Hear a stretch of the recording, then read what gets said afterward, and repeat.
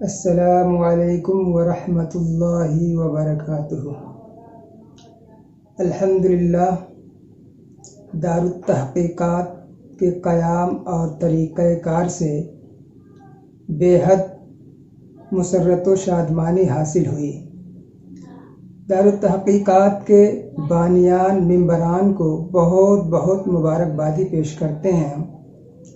अल्हम्दुलिल्लाह, दारुत तहक़ीक़ात के क़याम से एक बड़ा फ़ायदा हमें ये नज़र आ रहा है कि इस पुरफ़तन माहौल में बहुत सारे लोग, बिलख़ुसूस नौजवान तबक़ा, जो सोशल मीडिया पर अपने वक्त को ज़ाय कर रहे थे, नाजायज़ चीज़ों में या फ़ुज़ूलियात में अपने वक्त को बर्बाद कर रहे थे, दारुत तहक़ीक़ात के क़याम से उसके पैगामात को आज लोग सुनकर, देखकर, पढ़ कर के इल्म व अमल में इजाफ़ा कर रहे हैं।